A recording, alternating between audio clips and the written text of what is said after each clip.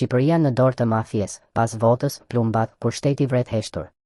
Nga 11 maj e 20 maj, nga votat për stabilitet të atentatet mafioze, ky është çmimi i një populli që s'ka më as përfaqësim, as zë, as shpresë. Vetëm 9 ditë pas votimeve të 11 majit, vendi u trondit nga një tjetër atentat mafioz. Një tjetër jetë humor në rrugë të hapur, me armë automatike, me makinë të djegur, me skenar të përsëritur. Një tjetër viktim në listën e gjatë të një shteti që nuk qeveris, por kontrollon territorin në bashkëpunim me krimin. Kjo nuk është Shqipëria e ëndrave. Kjo është Shqipëria reale. Një vend që e ka humbur shpresën, drejtësinë dhe dinjitetin. Një vend ku pas çdo cikli zgjedhor fiton gjithmonë mafia, ajo që nuk konkuron me fletë votimi, por me Kalashnikov. Në një vend ku vrasjet ndodhin pa frikë, në lagje të populluara, me orare të zakonshme, kërcënimi ndaj jetës është i përditshëm. Por kërcënimi më i madh është ndaj lirisë, ndaj së vërtetës, ndaj mundësisë për të ndërtuar një shtet që nuk drejtohet nga frika. Për çfarë votuan shqiptarët më 11 maj? Për ca flamuj partijak? Për ndonjë postë? Për një premtim boshe në prag zgjedhjesh? Apo thjesht për të ruajtur një status quo që na ka bërë më të varfër, më të frikësuar, më të ndarë se kurrë?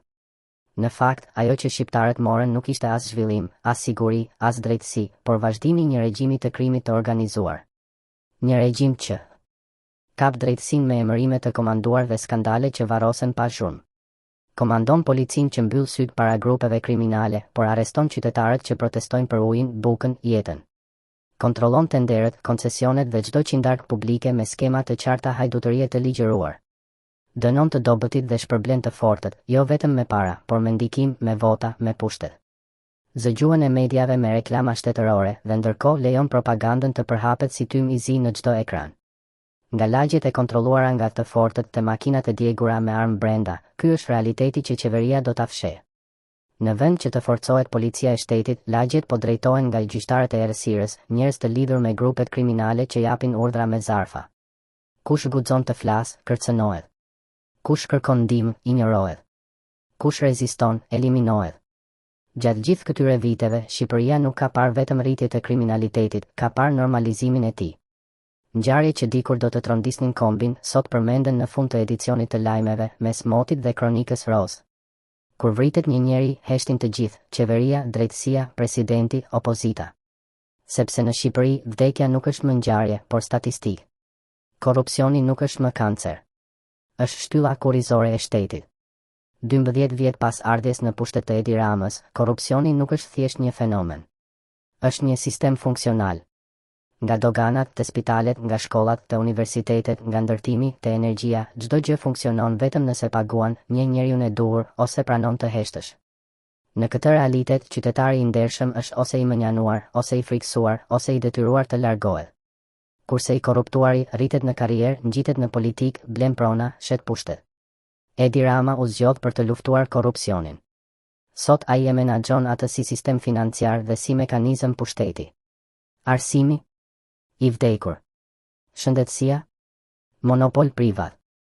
Drejtësia, noton në pishinat e oligarkëve.